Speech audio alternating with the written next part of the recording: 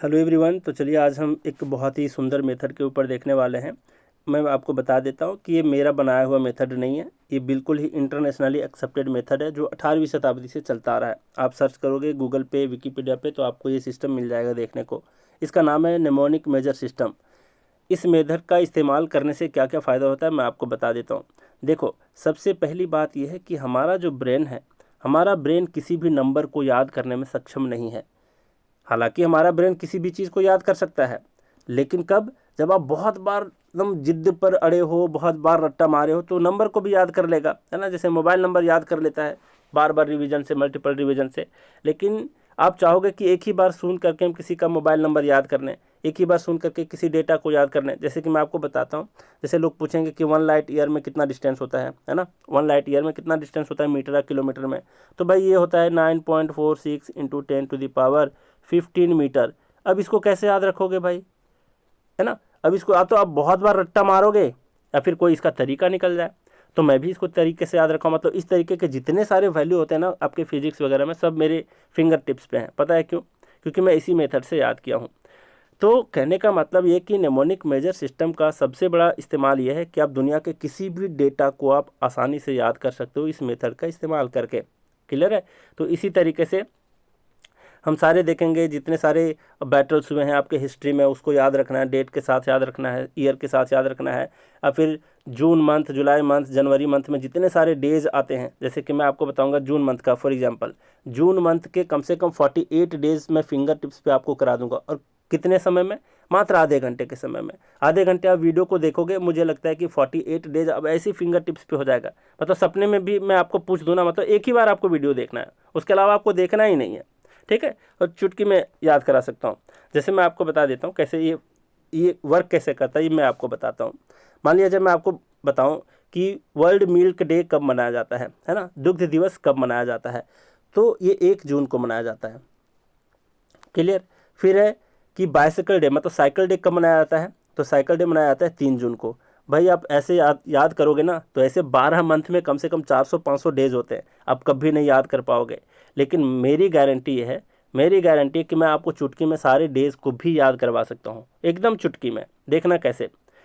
जैसे कि मैं आपको बता दूँ कि वर्ल्ड मिल्क डे, तो मिल्क का कोड मैं बताऊंगा, एक सिंपल सा कोड। जैसे कि मैं बोलूँ कि आप मिल्क कैसा पीना पसंद करते हो? ताज़ा पीना पसंद करते हो, है ना। तो आप 1 जून को भले ही भूल जाओगे, लेकिन ये वाला कोड कभी नहीं भूलोगे कि मिल्क का कोड क्या था? ताज़ा। अच्छा, सर ने बताया था मिल्क को कैसा पीना पसंद करते हैं? ताज़ा। बस आप ताज़ा याद रखना है आपको एग्जाम में। 1 जून, 3 जून, ये सब को कुछ भी नहीं याद रखना। और आप देखना आसानी से इस मेथड के थ्रू टिक लगा दोगे आंसर में, एकदम सही सही। जैसे मैं बताऊं, बाइसिकल डे 3 जून को मनाया जाता है। 3 जून आप याद ही नहीं रख सकते। याद रख पाओगे तो बहुत ज़्यादा समय लगेगा आपको ये सब चीज़ों को याद करने में, क्योंकि 12 महीने में आपको एक डेज तो याद नहीं करने, बहुत सारे डेज हैं, है ना, कम से कम 400-500 हैं। मैं बताऊं कि अगर बाइसिकल कि साइकिल पर हम बचपन में क्या करते थे? बहुत ही ज़्यादा मज़े करते थे। मज़े, बस इसके लिए मज़े और फिर मज़ा, मज़ा फिर मज़े करते थे, यही इसका कोड है। बस इसको डिकोड करना है, और ये मेथड यही चीज़ का डिकोड करने को आपको सिखाएगा। जैसे कि ए को काट देना होता है, इस मेथड के हिसाब से ए को काट देना होता है, ठीक है। और ए नहीं, मतलब सारा जो जितने सारे वावेल होते हैं उसको काट दिया जाता है। और एम का कोड होता है आपका 3, और जे का कोड होता है 6। लास्ट वाला आपको बताएगा मंथ को, और शुरू वाला बताएगा डेट को। तो तीसरा महीना, मतलब तीसरी तारीख, छठा महीना, है ना। तो आप आसानी से याद रख लोगे 3 जून। फिर इसी तरीके से ताज़ा, सारे वॉवेल को काट दो, ए और जे को। टी का कोड होता है 1 और जे का कोड होता है 6, यानी कि पहली तारीख, छठा महीना। एकदम आसानी से याद रख लोगे, ठीक है। तो इस तरीके से ये फंक्शन करता है, क्योंकि हमारा ब्रेन किसी भी डिजिट को याद करने में सक्षम नहीं होता। आप तो ज़बरदस्ती को उसको बहुत बार रिवाइज करके याद करवाओगे, और फिर नेमोनिक मेजर सिस्टम का इस्तेमाल करके आप आसानी से याद कर पाओगे। तो चलिए, ये सारा मैं आपको बेनिफिट बता दिया।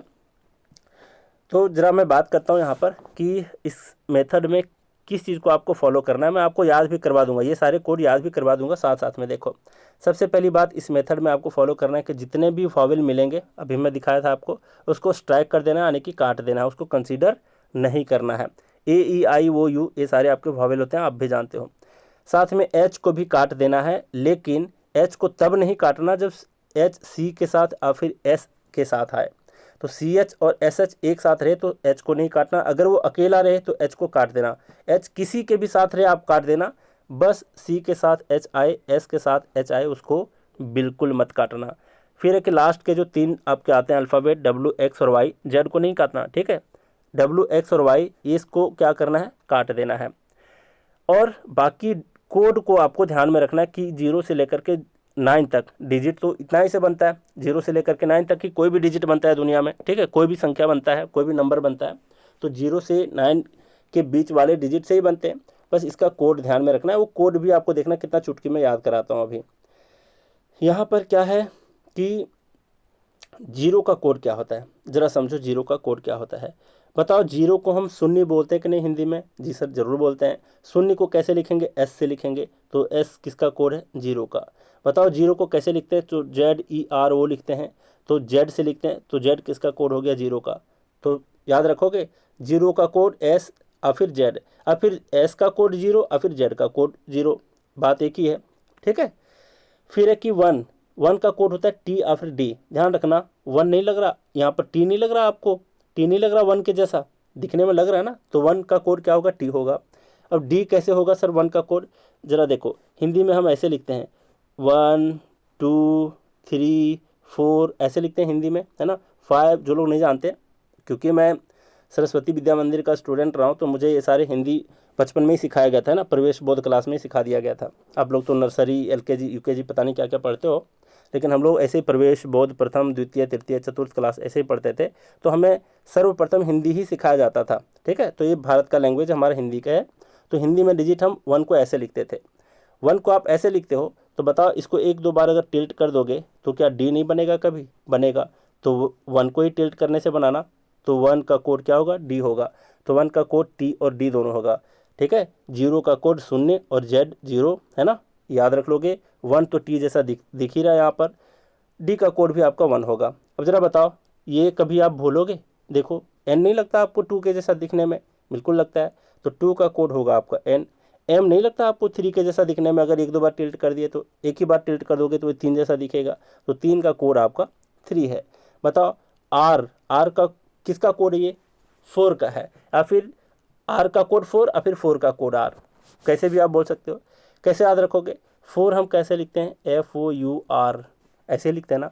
बताओ 4 अगर लिख रहे हैं तो लास्ट में आर आ रहा है ना, तो ऐसे ध्यान में रख लोगे कि अच्छा 4 में आर आ रहा है। अब फिर बताओ 4 लिखते हो अगर आप अंग्रेजी में, तो कितने डिजिट हैं, मतलब कितने अल्फ़ाबेट यहाँ पर? 4 है, FOUR 4 है, तो 4, समझ रहे हो। तो 4 किसका कोड है? 4 का कोड है। इस तरीके से ध्यान रख लो। और फिर 4 लिखते हैं तो लास्ट में आर आता है, तो आर किसका कोड होगा? 4 का होगा। क्लियर यहाँ तक? अब 5 को कैसे ध्यान में रखना है, देखो ज़रा। यहाँ पर आपको ध्यान रखना है कि 5 को हम कैसे लिखते हैं? ऐसे लिखते हैं ना, ऐसे लिखते हैं। अब ज़रा बताओ 5 जब हम डिजिट में लिखते हैं तो क्या यहाँ पर एक एल नहीं छुपा हुआ? एल नहीं छुपा हुआ यहाँ पर, है ना। तो 5 में ही एल आपका छुपा होता है, तो 5 का कोड एल हो गया। नहीं भूलोगे, 1-2 बार रिवाइज कर लेना, देखना आप कभी भूलोगे नहीं। अब ज़रा देखते हैं यहाँ पर 6 और जी। ज़रा बताओ जी को अगर एक या 2 बार टिल्ट कर देंगे, है ना, क्लॉकवाइज अगर टिल्ट कर दिया इसको, तो नहीं लग रहा है आपको कि 6 जैसा दिखेगा? ये बिल्कुल दिखेगा। तो 6 और जी तो ऐसे ही याद रखने हैं आपको, रह जाएंगे, है ना। अब ज़रा देखो नेक्स्ट आपका जे ऐसे लिखते हैं, तो बताओ इसको थोड़ा और घुमा देंगे, यहाँ तक ले जाएंगे, मॉडिफाई कर देंगे, तो क्या 1-2 बार टिल्ट करने से ये जे जो है इसको 6 जैसा नहीं बनाया जा सकता? बिल्कुल बनाया जा सकता है। तो बताओ जे भी किसका कोड है? 6 का। अब ज़रा देखो CH है। अब अगर मैं आपको बोलूँ कि 6 को लिख के दिखाओ, मतलब अल्फ़ाबेट में लिख करके दिखाओ, तो कैसे लिखोगे? CH, है ना, HEH, 6 ऐसे लिखेंगे। 6 हम बोलते ही हैं तो लास्ट शुरू में ही आता है CH, है ना। तो बता दो CH किसका है? 6 का कोड है सर।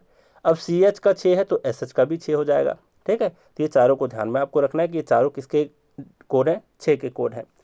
अब बताओ के है, के ऐसे है, तो बताओ 7 को हम ऐसे लिखते हैं ना, 1-2 ऐसे 2 लाइन खींच करके।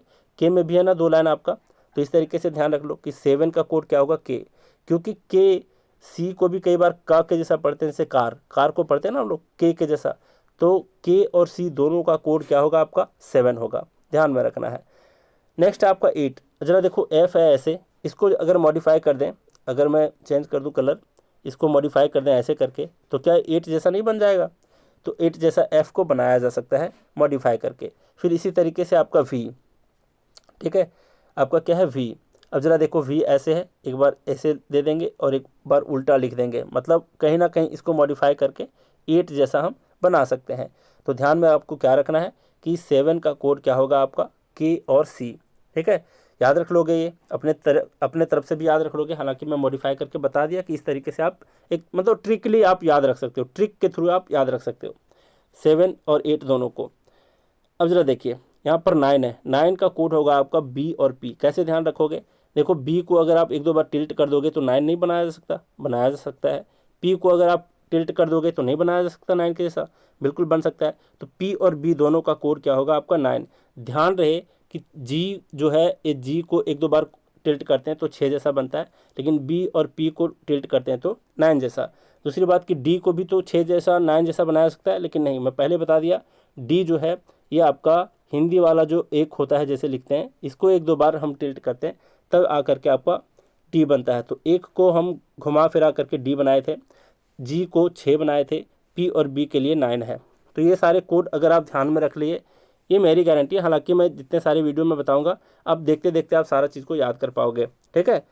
तो मैं यहाँ पर एक बात आपको फिर से रिपीट कर देता हूँ कि ये सारे कोड को ध्यान में रखना है। इस मेथड को आपको याद रखने के लिए, इस मेथड से मतलब इसका इस्तेमाल करने के लिए आपको ये सारे कोड आपको याद रखने होंगे। इसमें करना क्या होगा कि जितने वॉवेल हैं उसको काट देना है, एच को भी काट देना है, लेकिन सी और एस एच वाला जो एच आएगा उसको नहीं काटना है। मतलब किसी के साथ भी एच आए तो उसको काट देना, लेकिन सी और एस के साथ आएगा तो नहीं काटना है। डब्ल्यू एक्स वाई ये तीनों को भी काट देना है। बाकी ये सारे कोड को आपको याद रखने हैं, ठीक है।